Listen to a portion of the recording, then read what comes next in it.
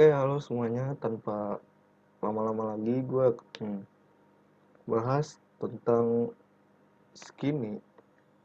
Gue akan bahas tentang Skinny Indonesia yang mengundurkan diri dari YouTube. Sebelum lanjut, kita lihat dulu video dari Skinny Indonesian 24.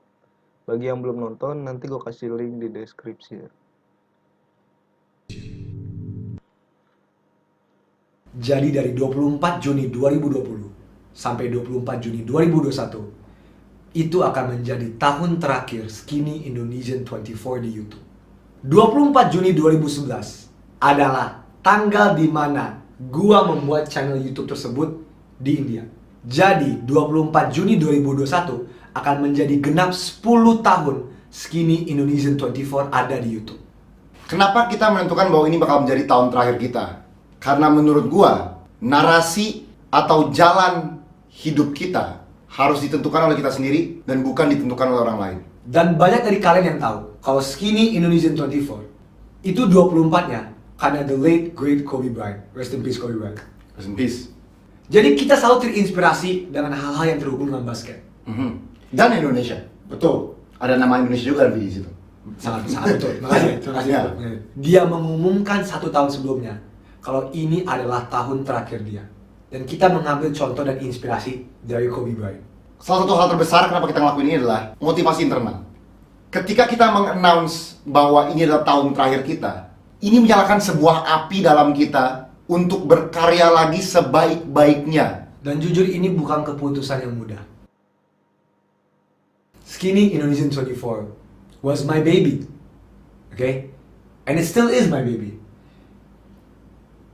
Selama 10 tahun, selama 9 tahun terakhir, hampir semua hal positif yang gue dapatkan di karir gue, in my personal life, was thanks to Skinny Indonesian 24. So this decision was not made lightly by any factor, by any matter. Tapi the reality is, bagi gue secara pribadi, the fire has died in me. Passion yang ada bagi gue untuk membuat video kayak gue zaman dulu nggak seperti sekarang.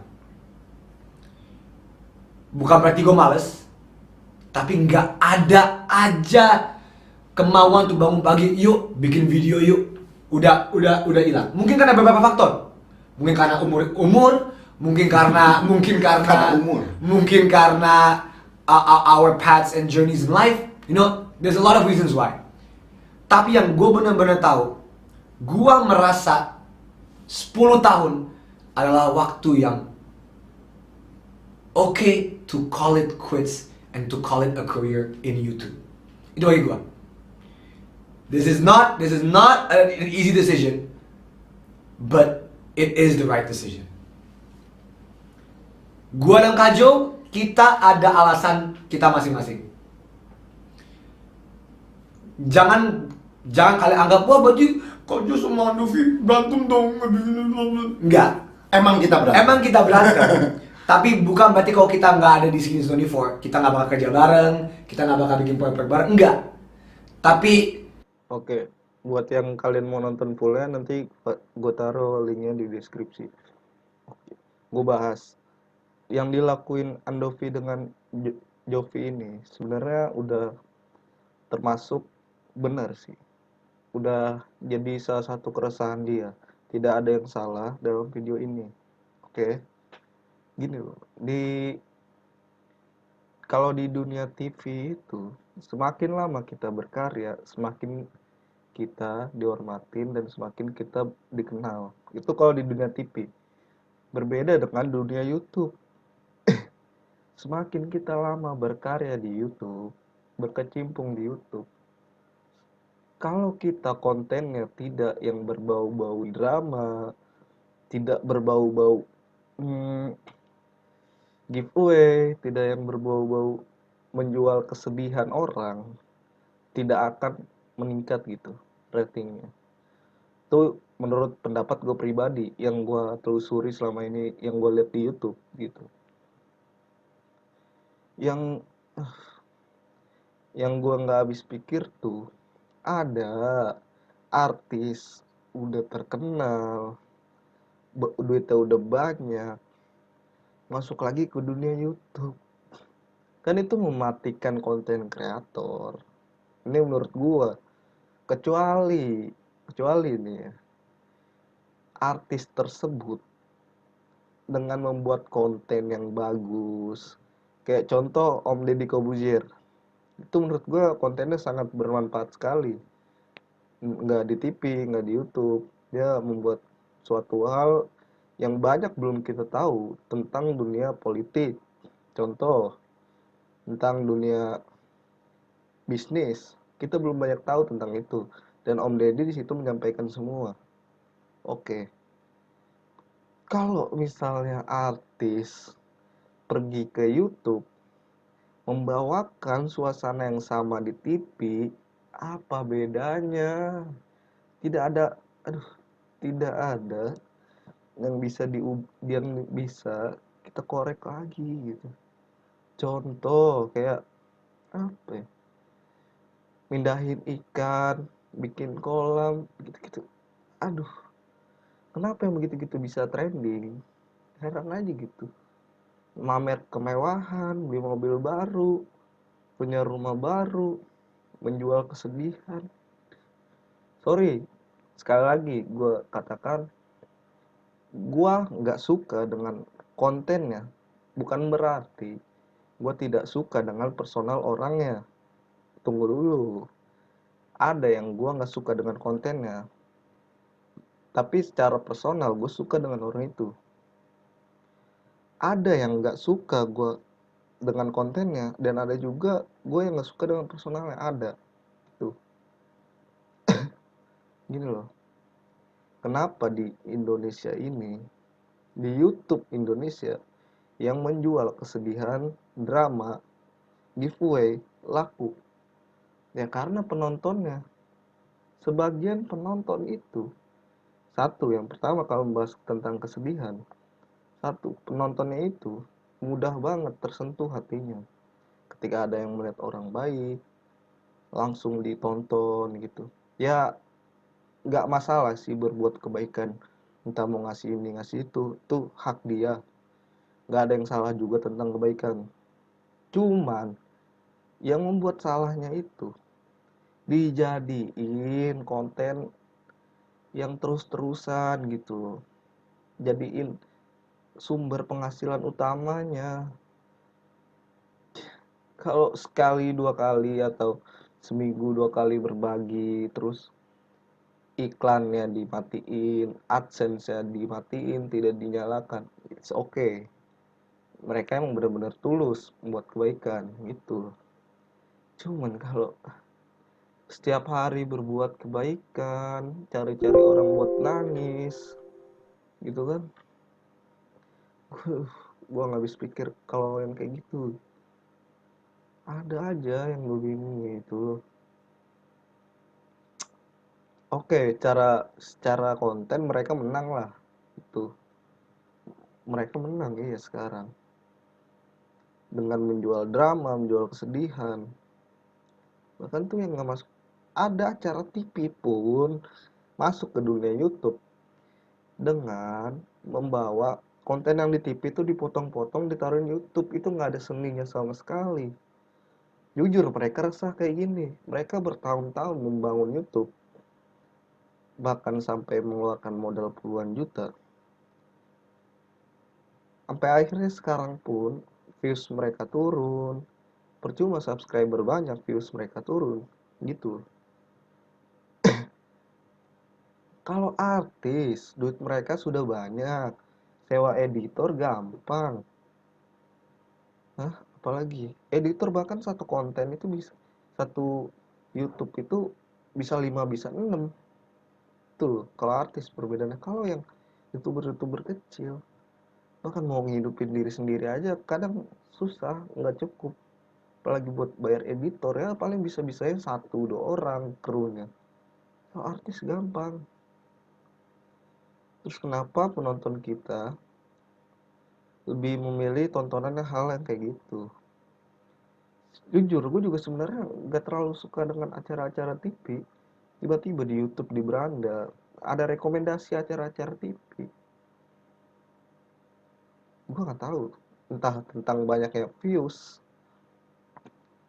atau like, tiba-tiba bisa muncul di beranda gue, sedangkan yang sudah lama gue subscribe videonya itu jarang muncul di YouTube gue. Contoh, Raditya Dika itu jarang nongol di YouTube gue, paling malam nongolnya. Tuh. Banyak semua YouTuber yang resah tentang hal ini. Semua pasti belum tahu Chandra Liao siapa, Raditya Dika siapa, Bayu Skak siapa, gitu kan, Kevin Anggara, Eka Gustiwana. Banyak loh YouTuber-YouTuber yang bertalenta, tapi kalian lebih memilih tontonan yang sampah. Menurut gue sampah sih. Tuh, lah, kita bangkit, bangun konten kreator yang lama itu di YouTube gitu. Bahkan nggak masuk akal nih, yang nggak masuk akal, artis masuk YouTube udah jadi kayak bisnis banget gitu, udah manfaatkan duitnya banget, bahkan sampai bangga gitu, penghasilan gue di YouTube, penghasilan tetap gue di YouTube. Nggak gitu, maksudnya heran gue penonton artis tuh, padahal isi kita nggak terlalu dapet, cuman kita disuapin dengan giveaway gitu loh. Satu lagi, ya mereka tuh tahu marketnya Indonesia, dengan yang kesedihan giveaway gitu ya, mereka berhasil lah udah itu. Percuma konten-konten kreator di Indonesia yang sudah lama ataupun yang baru membuat hal yang secara kreatif pun akan kalah dengan yang dimana setiap harinya bagi-bagi duit, giveaway handphone, kalah pasti. Itu sih kalau menurut gue pribadi begitu. Gue nggak habis pikir aja gitu, apa sih, maksudnya kenapa sih masih sempet-sempetnya merebut market orang-orang yang kecil gitu, UMKM, susah gitu. Gue mau ngebahasnya juga susah. Gue jujur ya, aktif di YouTube itu tahun 2015. Itu juga gue masih belum buat konten apa-apa, masih sebagai viewers, ngeliatin Skinny, ngeliatin Chandra Liao, Reza Arab. Itu bahkan ya dulu pun bawa TikTok nih, bawa TikTok. Bahkan nih dulu pun bawa TikTok pun meet and greet 100.000 tuh jadi masalah. Sekarang YouTuber terkenal dengan subscriber jutaan, puluhan juta, ngajak collab dengan bayar tuh kayaknya udah seakan-akan biasa aja gitu.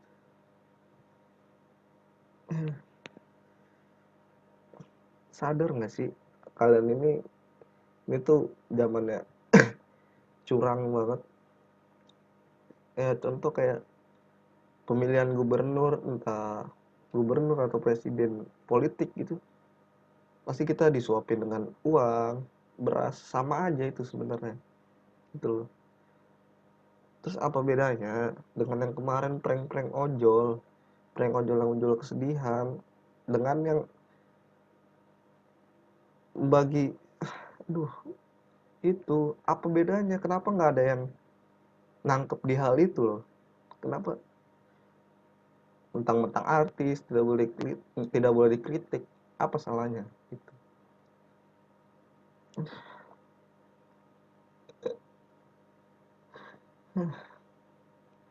Kalau kayak gini pun yang masih baru-baru memulai YouTube, yang entah dari mana asalnya, belum terlalu terkenal pun, jadi agak takut bisa berhasil nggak ya. Bahkan gue sendiri pun yang subscriber masih 100 orang, ya kayak grup WhatsApp bokep lah nih, tuh agak merasa ketakutan sendiri. Apakah bisa maju channel gue, apa bisa berkembang yang senior pun aja udah banyak yang mau mundur. Reza Arab, nggak ada yang salah sih, mereka nggak kuat gitu. Oke, artisnya pun juga nggak salah dari TV ke YouTube, karena alasannya menurut gua, yang pertama di YouTube sama TV bedanya adalah ketika di YouTube mereka tuh bebas membuat konten apapun. Kan nggak mungkin kan bikin konten kura-kura di YouTube. Kalau di YouTube tidak ada pengawasan dari KPI. Kabar-kabarnya sih dulu media TV iri dengan para konten kreator yang tidak diawasi dengan YouTube. Tidak diawasi dengan KPI. Bahkan katanya sih YouTube ingin diawasi dengan KPI, cuman gue nolak gitu sih. Menurut gue nggak masuk akal aja gitu. Susah banget kayaknya kebebasan di negara ini. Dan bahkan ya, kalau youtuber sekarang tuh ya, kebanyakan, kalau menurut segi pandang gue, kebanyakan yang youtuber kecil nyari youtuber besar. Beda banget dari zaman dulu tuh. Kalau zaman dulu banyak youtuber besar yang mencari potensi di bawah, yang belum terlalu terkenal, terus diajak kolaborasi Tapi it's just how gratis gitu, gratis, tidak ada pungutan biaya apapun, dipromosikan iya, di channelnya ditambah naik gitu. Kalau sekarang tuh kayaknya youtuber yang gede tuh jadi patokan kita buat collab. Gini contoh, kayak misalnya entah siapapun itu artis, pokoknya youtuber kecil tuh jadi nggak ngangkat. Kalau dulu zamannya Raditya Dika, masih udah zamannya Jakarta Beatbox, dari zamannya Rando pun itu sebenarnya udah banyak orang yang udah punya punya subscriber banyak, mau tuh kolaborasi dengan pemilik channel yang subscribernya belum seberapa gitu, yang masih kecil. Kalau zaman sekarang tuh kayaknya kolaborasi itu udah nggak ada lagi. Makanya nggak heran kalau mereka ini ya mengundurkan diri gitu. Toh karena selama ini yang youtuber baru ini yang ya yang itulah pokoknya tidak menghargai orang-orang yang orang-orang kayak gini tuh, yang udah lama di YouTube. Bahkan ya, bahkan Edozel sendiri pun di videonya cerita bahwa ada beberapa artis yang mau diajak collab pun bayar, bayar. Makanya Edozel ini sekarang udah nggak mau kolaborasi lagi gitu. Ya kolaborasi kan zaman dulu mah apa ya, pokoknya jauh beda banget dari dulu sama sekarang tuh. Dulu ya kayak sensasi Rando pun terkenal juga viewsnya nggak banyak, nggak nyampe kayak video yang sekarang kayak nyampe 19 juta trending nomor 1 sampai 5 hari gitu. Dulu tuh ngalahin video Oppa Gangnam Style itu tuh udah cukup sulit banget. Itu dengan total 2 juta view, itu bertahan sampai 5 hari trending. Itu dulu ya. Sekarang 2 juta view mah cepet banget dapetnya, dan trendingnya pun sekarang nggak 2 juta view, mungkin puluhan juta. Ada bagusnya juga sih dari artis terjun ke dunia YouTube, itu nggak ada salahnya menurut gua kalau kontennya yang bagus. Bagusnya, sisi positifnya, mereka membawa membawa orang-orang yang mungkin di TV suka sama dia, suka beradanya dia, ke YouTube. Jadi makin kesini itu YouTube semakin rame peminatnya. Cuman kadang ada sebagian penonton yang tidak bisa membedakan antara TV dan YouTube. Kayak contoh yang konten-konten alay dipuji, justru konten-konten yang kayak reboot trailer itulah yang susah bikinnya, yang butuh minggu-mingguan, ada yang dislike. Kayak contoh Melia, itu kan bikinnya susah nih, butuh berhari-hari bahkan berbulan untuk bikin 1-2 video itu. Sedangkan yang ini kayak nggak ngehargain yang apa ya, yang susah dibuat gitu. Makanya tolong bedakan acara TV sama YouTube. Kalau YouTube kan dibuat video ini perorangan, entah ada krunya 5 orang. Kalau TV beda lagi, itu bagian editor beda lagi, bagian kameramen beda gitu. Jadi samain sama acara TV. Lu juga kenal dengan YouTube lebih dari TV.